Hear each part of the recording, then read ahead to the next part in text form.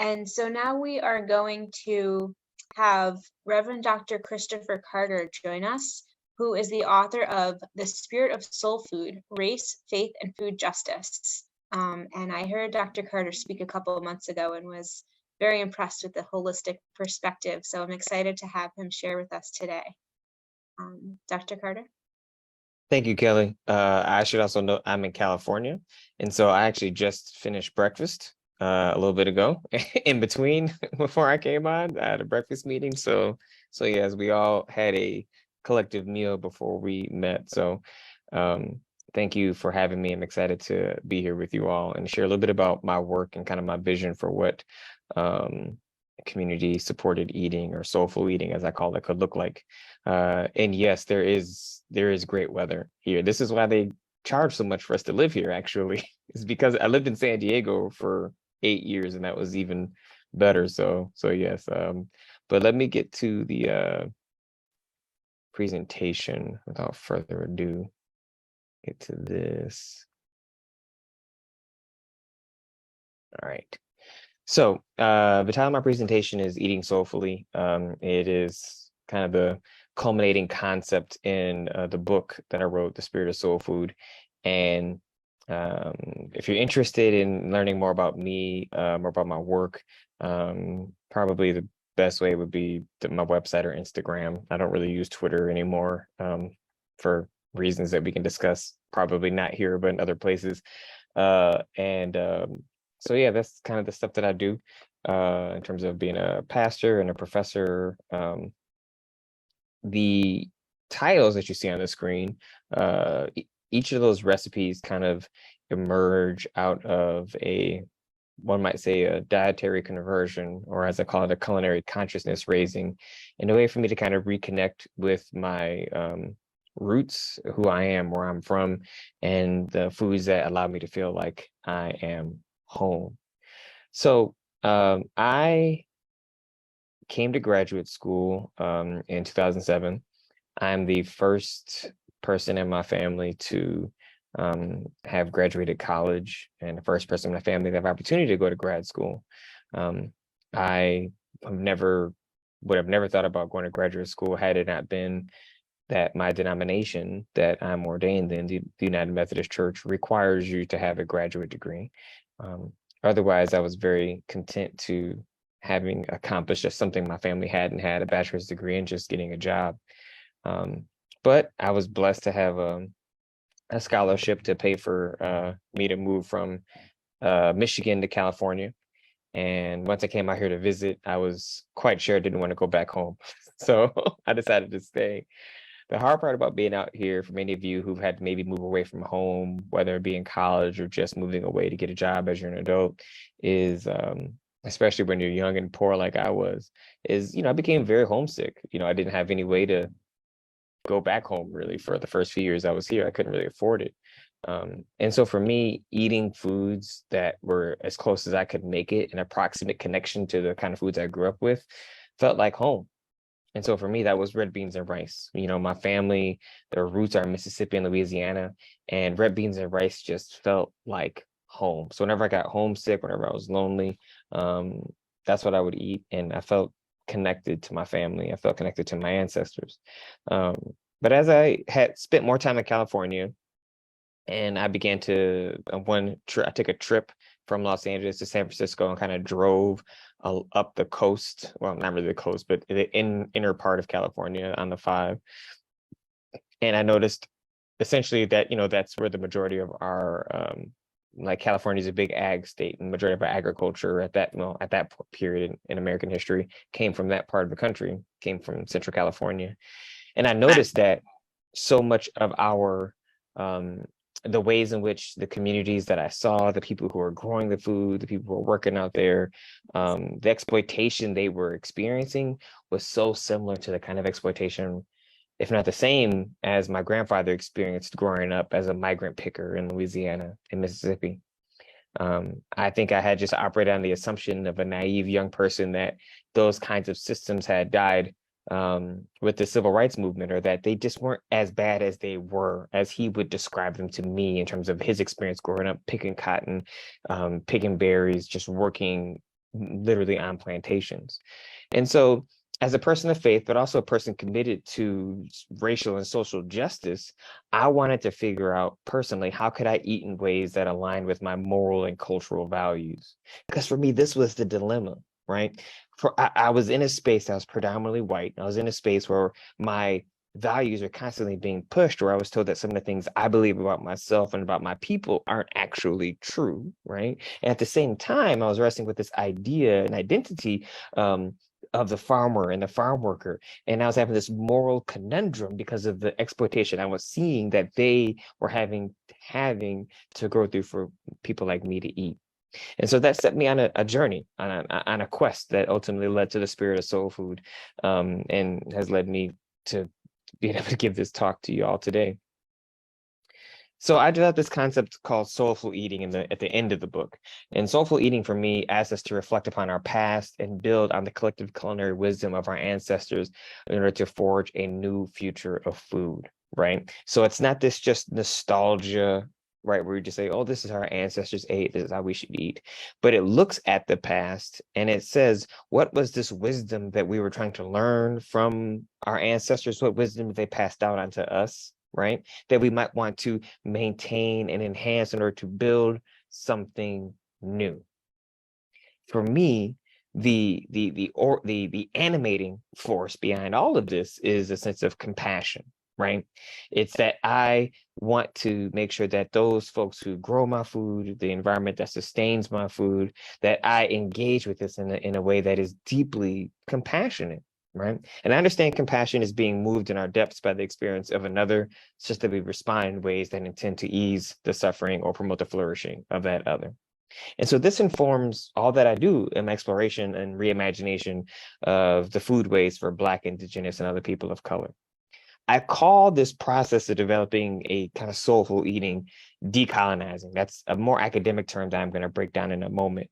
But in essence, decolonization is identifying the ways in which colonial thinking has shaped our worldview, right? So the ways in which we've been taught to kind of center Europeanness and whiteness and these kinds of assumptions about liberalism, right? That influence the way we think about economics, that influence the way we think about politics, and influence the ways in which we see each other. One way to think about it that I think is kind of shorthand is when you're talking about decolonizing systems, you're asking yourself, because the current system we are in, we as human beings, like life is used to support systems, right? So our lives are used to prop up capitalism. Our lives are used to prop up corporations. Our lives are used in many ways, right? A decolonial perspective reverses that. It says, how might we create institutions that can be at the service of life, right? And how might those life-serving institutions therefore enable us and equip us to actually create better institutions to then serve more life, right? It's a fundamental reversing that I think is more consistent with the holistic worldview. So how does this apply to how we think about food? Well, for me, what I did is I wanted to look back and say, well, how did I even come to understand what it is I eat, right? What did it mean for me to think that eating this way was eating the Black way or the Southern way or the right way or the wrong way or the white way, right? So I wanted to examine the knowledges, right? What sources of knowledge shaped my view that certain foods were good and certain foods were not, right? And then what do we do? What do we discover when we analyze our food system, when we look at the food system from below, from our personal and communal experience? So for me, again, growing up poor, growing up with a mother who was on WIC and who was on food stamps or who was buying, food stamps from junkies in order to be able to actually feed us, right? This is back when food stamps were actually like books of stamps. And then ultimately, who do we want to be, right? As people for me as a person of color, but as a community, what does it mean for us to live in solidarity with one another? What obligations do we have to ourselves and our communities that surround us? And then how might we begin doing, or what might we begin doing to move us closer to that approximation of who we want to be?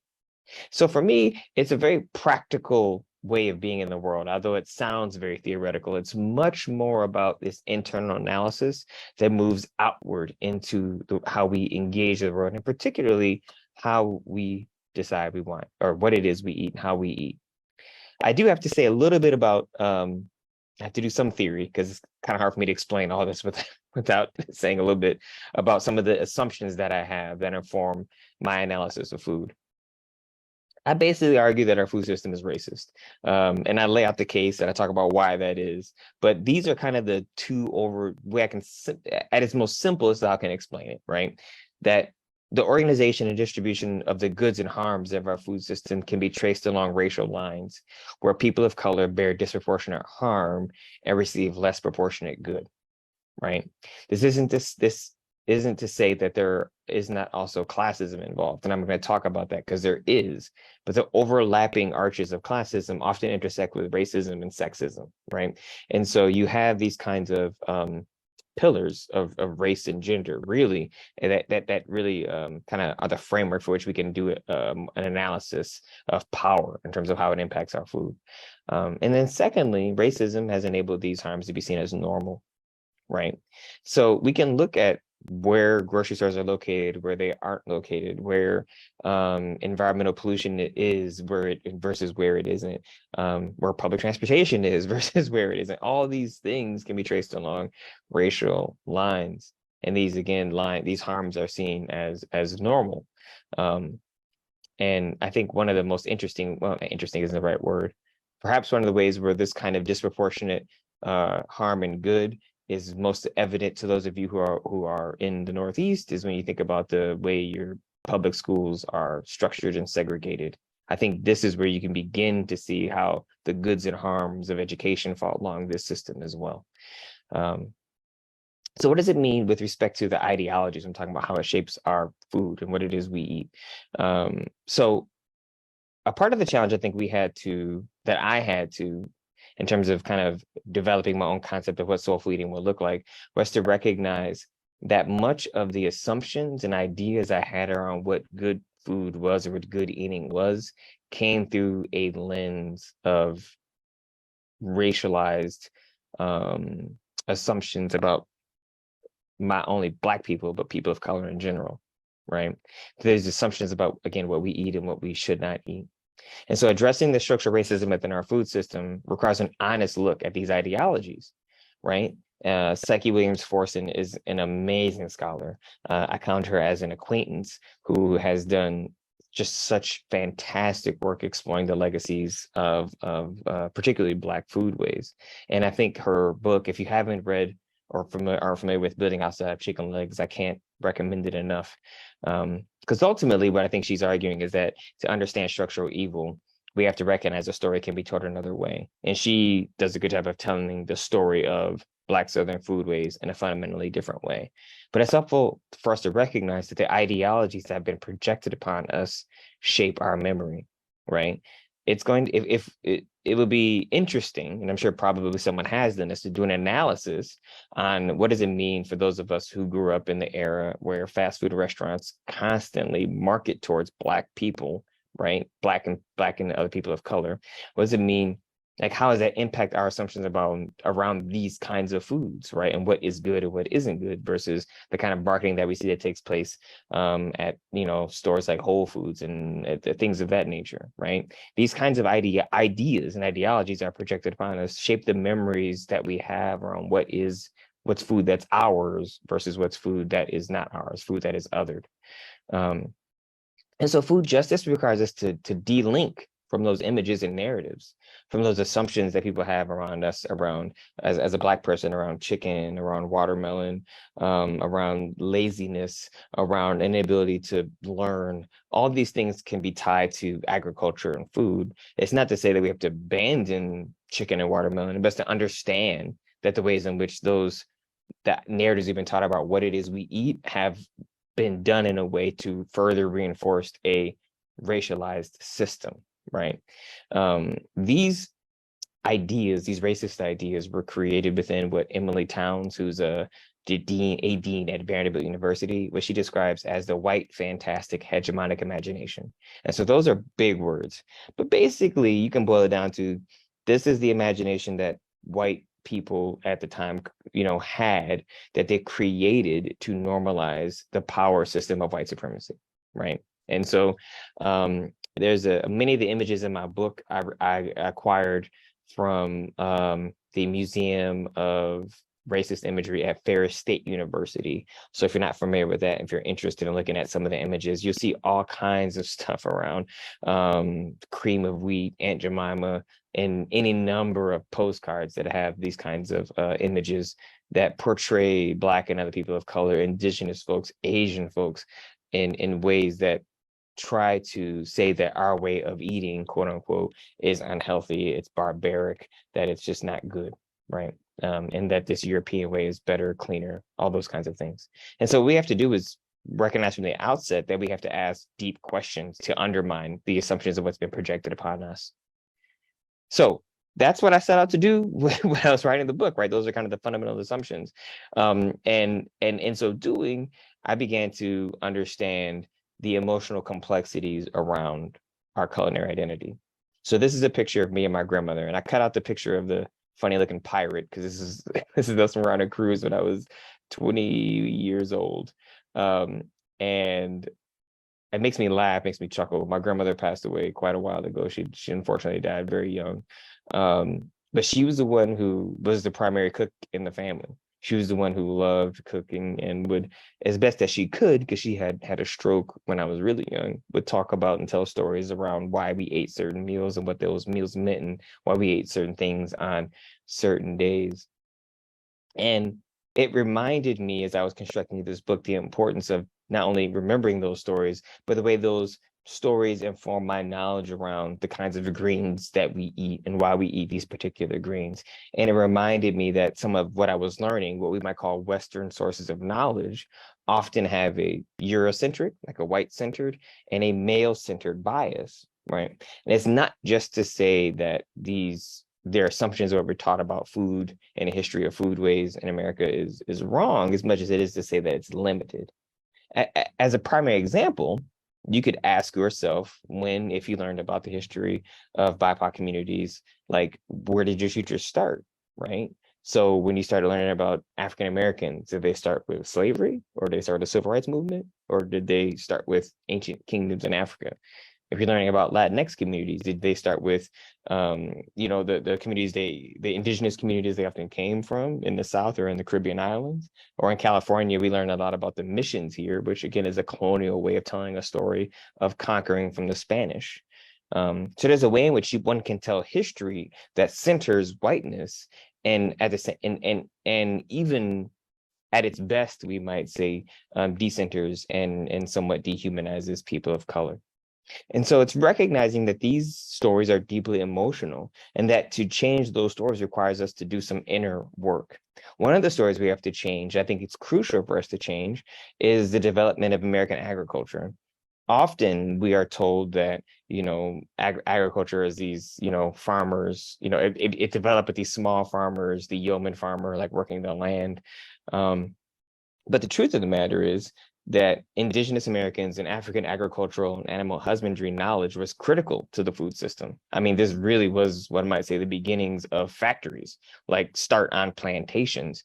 And there's this myth that, like, Black people, indigenous people didn't know how to provide, essentially couldn't farm, and that Europeans essentially taught us how to grow food, when it's in fact the exact opposite. Like, it is literally the opposite. When you look at where certain Africans, where they came from, to the places that they were enslaved and where they were brought to, you can trace the kinds of foods that they grew, and that these were foods that were primarily grown in their subregion of Africa. And so enslavers were very clear that they wanted, if they were going to enslave someone in South Carolina, they wanted someone from the Senegambia region, because they knew how to grow the same kind of rice that they were going to be growing there, right? I mean, this is how capitalism works, but so we shouldn't be shocked, but it changes the story, you see, because when we're talking so much about kids and eating healthy, or even growing food or gardening, what I've come to realize that there's often this trauma there, that for them gardening, for them doing anything with the land can bring up a lot of reactive parts around slavery, around forced agricultural labor, around this idea of that if you get in the dirt, that you're going to be poor. And so what I sought to do in unearthing this knowledge is to say, well, this isn't a knowledge that was enforced upon us. This was wisdom that we had, right? That was knowledge that was taken from us or manipulated and abused. How might we reclaim that and apply it to what it is we are trying to do in our communities today? And so I talk about a lot about gardening, cooking, and as a means of reclaiming our soul. Decolonizing Black foodways causes us to, again, recognize that the history, that our culinary history, our agricultural history, as people of color, broadly speaking, didn't start with slavery, didn't start with indigenous like manipulation and genocide, that there's a whole history there that we need to reclaim. We also need to look at those images and reread them, not where we just center the colonial or the gaze of the European. Rather, we need to recognize that these people who are in these images were actual people, that they had their own way of being in the world, and that we can tell the story in a way that gives them some agency, right, over their lives, agency that they fought so hard to maintain and so fought so hard to live into. One of the reason my family ended up in Michigan was because of my grandfather, my grandmother, and that's these two on right here. And so my grandfather wanted to be a farmer. That's what he wanted to do. That's what he set out to do when he was younger.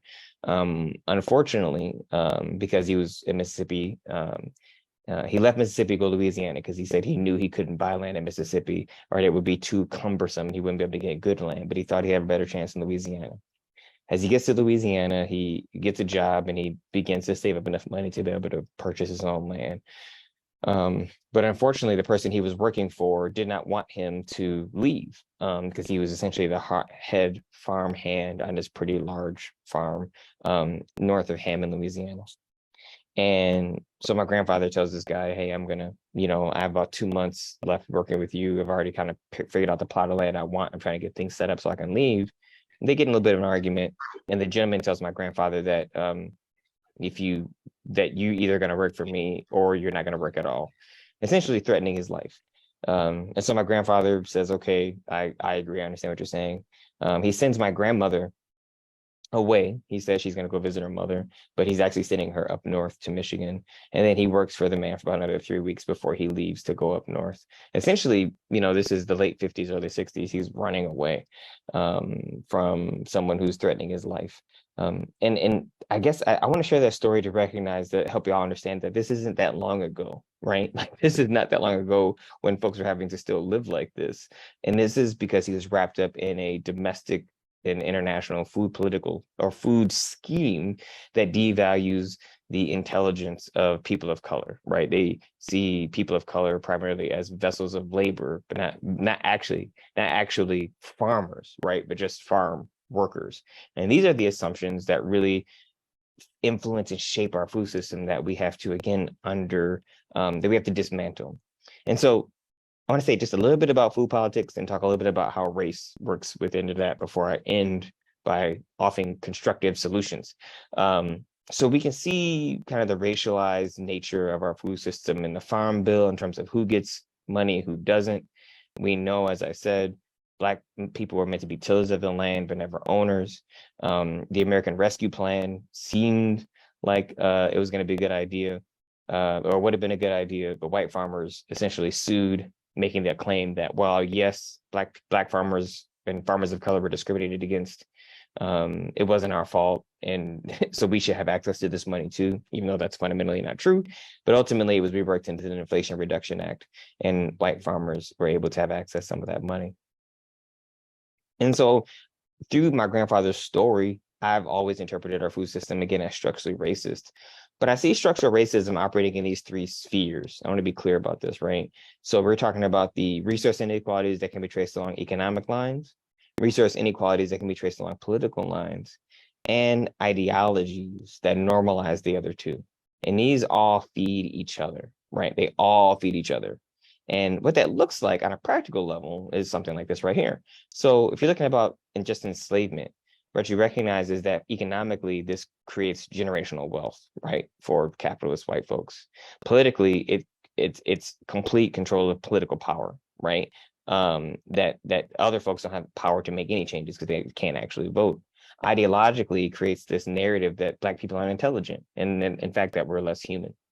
With respect to farming, we can say that, we know that Black farmers are denied funding or even given higher interest rates or poor loan terms. So this creates an economic underclass.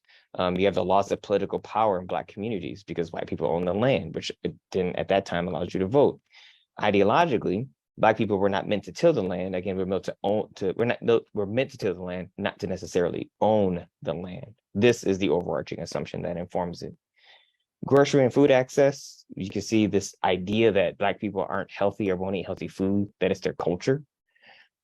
And this leads to a notion of like infrastructure is a bad investment in Black communities. Like they're not actually going to eat the food even if you put it there, or they're not going to take use the facilities well if we build there. Politically, deed restrictions are allowed. And so that just makes it harder for grocery stores or different communities to actually even move into these spaces, right? So this is the area that we live in. So what do we do, right? We go through and we actually do what I just did. We name the spaces that we see these systems at work. The economic exploitation of farm workers, of food workers, farmers, the dehumanizing working conditions. And then we begin to explore and create alternative models where we can feed ourselves and communities. So those first two steps are crucial for us to lean towards this next one that's much more constructive in offering solutions as to what we can do. For me, as I'm designing or envisioning what the future of food can look like, again, it's not just this nostalgic vision of the past. It's a new society, a society rich with all the productive power of modern times, warm with all the fraternity of olden days. And I just love that quote from Ahmed Césaire on Discourse and Colonialism. It allows us to reclaim our subjective identities that ground us in the truth of who we are, right? The identity of who we actually are. And so at its best, as I said, soulful eating asks us to reflect on our past and to build on our culinary wisdom of our ancestors to develop a future of food. And so I believe this calls us to practice an anti-oppressive food ethic by recognizing the interconnected nature of our food system. This allows us to stay true to our community commitments of self-love, solidarity, and interdependence. These three values, self-love, solidarity, interdependence, I believe these to be core to not only the ancestors that I claim as mine, African ancestors, but ancestors of so many communities of color. But also these are values that I think are latent in our communities today. The ways in which we are taught to love ourselves so that we can have solidarity and love others, right? Because true love for others, I would believe, starts with an actual love of self, not a selfish love, but a love of self, and recognizing our interdependence with each other, how we are all interconnected. And we know that industrial agriculture, particularly factory farms, but other spaces, they're built on the exploitation of our own people. And so we want to opt out of these systems as best as we can. I call this a kind of culinary consciousness raising. I'm a huge fan of bell hooks, and she recently died, I want to say just over a year ago. And she uses this term consciousness raising when she's talking about feminism. And I think that to an extent, that's a large part of what soulful eating is. It's thinking about where our food came from, thinking about the assumptions that go into why we eat what we eat or why we don't eat what we don't, or why we don't eat certain things, and she reshaping the narrative, right? So it's for me saying I can, make citrus collard greens rather than the collard greens I grew up with, knowing that they're still collard greens and there's something in there that connects to me, but also that this is a version that I know to be better for me. And if I love myself and I want to be in solidarity with my community, right? Meaning I need to be my best self and help support others being their best selves, then my diet ought to reflect that care and that commitment, right? So this allows me to prioritize solidarity and holistic interconnectedness so that we can upend these systems. I believe one of the best ways to think about and practice soulful eating is actually cooking. This cookbook is a artifact that is a treasure. It's called the Historical Cookbook of the American Negro. It was created by Sue Bailey Thurman. And what was fascinating about this cookbook is it wasn't organized like, oh, breakfast, lunch, dinner, snacks. It was organized on like important holidays and occasions so that people, if you're celebrating this certain day, you know, you can eat this food to tell the story of a certain ancestor or a certain someone that ought to be lifted up within Black culture at the time of the Civil Rights Movement.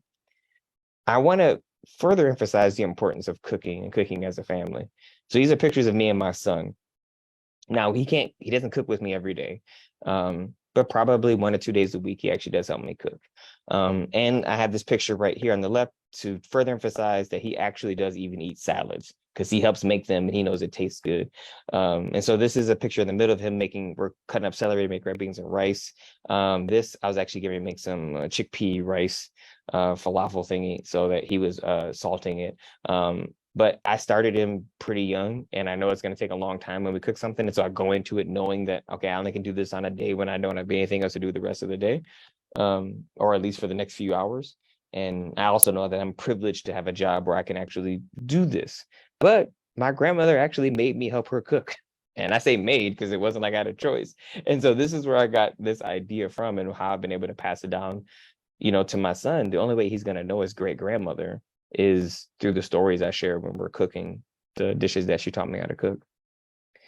I also want to center justice for food workers, right? Naming explicitly that we have to make sure that we are taking seriously the ways in which food workers need to be centered in the justice work that we do by where we buy our food, using CSAs and grocery co-ops.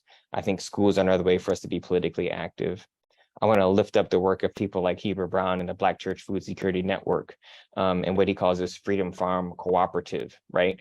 Recognizing that for folks, it's important for us to do these things as a collective, right?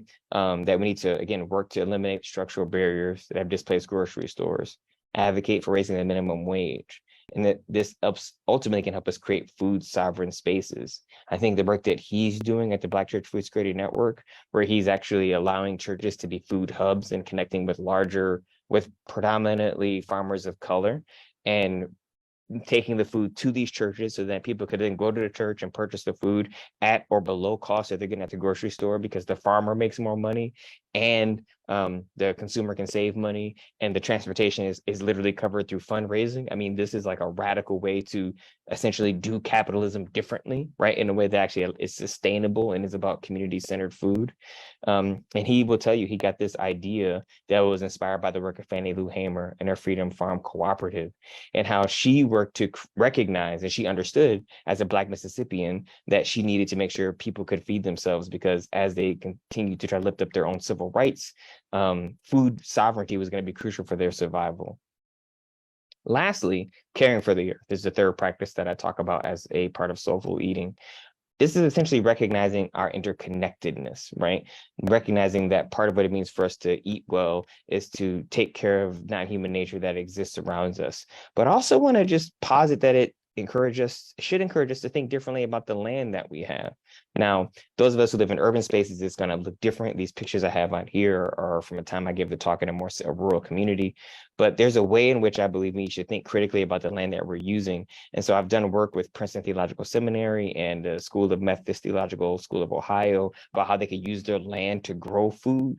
I'm very familiar with, and I visited Soul Fire Farm, and obviously many of you probably are familiar with the work that Wangari Maathai did in Africa while she was alive. I think it's crucial for us to use the resources that we have within a community to not only employ people, but to actually say, how can we use this to best serve our community rather than just growing grass? What it would look like for us to actually grow foods in ways and employ people to grow these foods that actually can better benefit our community. So that was the quick 30-minute clip of probably 60 pages at the end of my book. Hopefully it all made sense. I'm going to stop the share and probably look at the chat. I'm sure there's plenty of questions, but thank you all for giving me the opportunity to share a little bit about my work and my vision for what a soulful eating community can look like. Thank you so much, Dr. Carter. Like I said earlier, I love the holistic vision. It's very comprehensive here. There's a question from Chet in the chat. I love the pictures of you cooking with your son. How do we raise children who are conscious about how we feed ourselves? Oh man, that's such a great question. I think, well, first it starts with us being conscious of what we feed ourselves, right? So I think it's modeling that kind of consciousness and that paying attention to it. So this is what I'm doing. So I do that, modeling. I also try to make sure my son isn't ashamed of the foods that he eats. Now, this is hard. This is way harder than I thought. So my he's in TK now, so it's a little bit older picture. So he's in a big elementary school, and even at that age, I mean, we eat a lot of beans and rice. He had watermelon as lunch today. Like he eats all the stuff, right, that I grew up eating, and and there's a way in which he comes home and already twice he said, I don't want to. He's paying attention to how people look at his food. And he's like, I don't know if I want to eat these things. I don't know if I want to have, because he loves pita chips and hummus, right? But if he doesn't see his friends having those kinds of things, he can become very self-conscious. And I was really taken aback that a 4-year-old would already be thinking about that. And so not only is it just valuing the foods that we're eating and talking about and telling stories about why we eat those things, is making sure that he's not ashamed of the food we eat, but that he also doesn't shame other people's food. Right. So I talk about the fact that rice is the food that's eaten the most in the world, right? So we eat different kinds of rice, and we live in Southern California. And so you're gonna have kids with tortillas. And I'm like, yeah. So then I introduced a lot more Mexican foods in our diet because of where we live. Because I want him to feel not only connected to the culture we're in, but I don't want him to look at other people's foods and shame it. And I think there's just a lot of food shame. And I'm going to point you to the work of Psyche Williams-Forson, because she's written quite a bit about that as well. So reducing food shame, modeling that behavior, I would argue, are two important things. That's such a great question, too. Thank you so much for whoever asked it. Great. And yes, there's another similar question here. What kinds of discussion should we be including when providing nutrition education? I think this is in the context of schools, to help students understand potential solutions to being anti-racist in the food system. Yeah, that's such a great question. Because I think this is when you can talk about how what is and what isn't offered, what's considered normal and what isn't considered normal. So I think, for instance, at Isaiah's school, I talked about making sure they have halal and kosher food, right, as a way of cultural inclusion, so people know that they can eat these things, and talked about what they are. I talked about it within the perspective of, now granted, they're listening to me because I have a PhD in religion, and so they're like, okay, this person really knows what he's talking about. But they made the change. I was like, these are things you have because of the community that we're in, but also because we want to make sure that people can feel like they belong in this space. And so I bring that up with respect to anti-racism, because I don't think that it does us any good to just do like food tourism, to say, okay, today we're going to have like Mexican food day, the next we're going to have Italian food day. As much as I think it's better for us to have staples from a variety of cultures over a long period of time that normalizes the foods. And the best way I would say to, especially with young kids, is to help them not feel ashamed about what they eat, and to not shame others about their own foods, because there's so much judgment around food, and it leads to so many. And this is a slight tangent, but having been a university professor for 8 years, I would tell you there's so many students, male and female identifying, that have eating disorders, that have eating disorders because of the shame they have around what they eat. And I taught food and religion for 8 years, and it was one of my most popular class because students would come in there and they would try to work through this. And so, yeah, if I could emphasize anything, it's really to de-shame what we're eating, and de-shame and destigmatize size.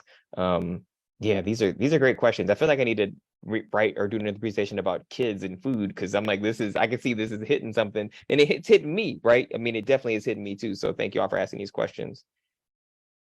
Yeah, and Mike wants to know if there's a connection of having your child preparing the meal with being a less picky eater. I think so. But my experience with Isaiah is that, and again, I only have one kid, but I would say, well, I have one kid, but I work at a church and I work with tons of kids, so I shouldn't say that.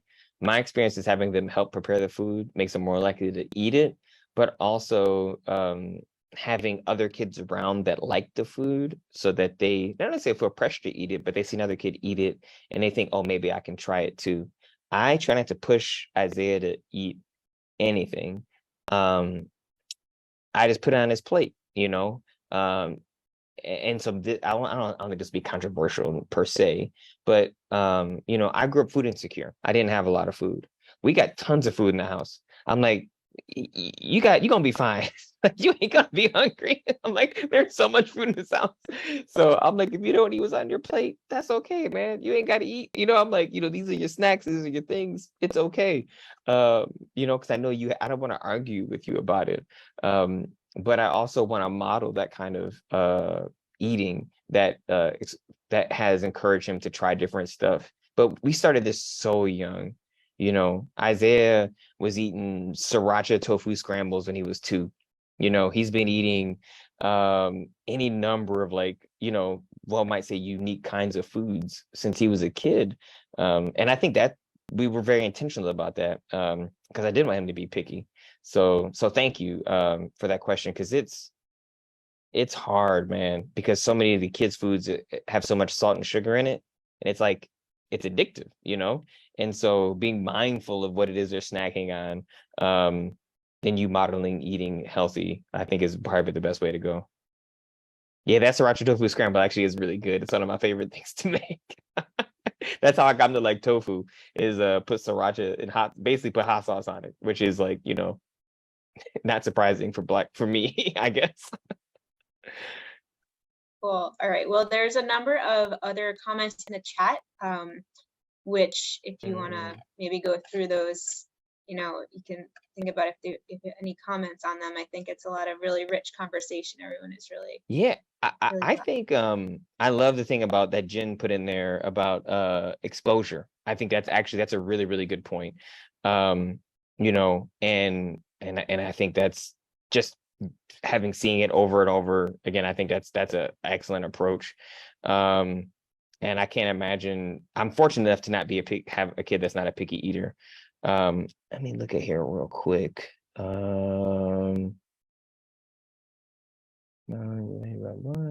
kind of discussion you including? I guess the one thing I want to say that if I didn't is to emphasize, I have found the most important part of the work that I do with Isaiah is storytelling. And I know I kind of talked about and told the stories, but that for me has been like, I mean, he's at the age where he loves to listen to stories anyway. But using stories to talk about why we eat what we eat and to tell him stories of his great grandfather and his great grandmother on both sides. I found it'd be really helpful for him because then he can put it in his own terms, in his own kind of understanding. And so I want to really encourage you to find the stories that resonate with you, your own story. Like, why do you do this? Why are you here? Right? Like, why are you drawn to this work? And how can you translate that story in a way that allows them to feel included? I think that's something that I would, if there's anything I could say, definitely do that. I have not air fried marinade. I'm like this now. I'm getting hungry. I'm like air fry marinated tofu. I was like, that sounds tasty. Oh man, thank you all so much for the questions you have and the things that you named. I can't tell you how much I've enjoyed just even the follow-up conversation. I will, Kelly, I'll email you the PDF of my presentation so that if anybody asks for it, that way y'all can have it. And yeah, I know I'm coming back in a few hours for the Q&A thingy, so I'll see some of y'all then. Yeah, thank you so much. Yeah, this was really rich, and we look forward to having you in a little while for another conversation. So thanks so much. Thank you. I'll see y'all soon.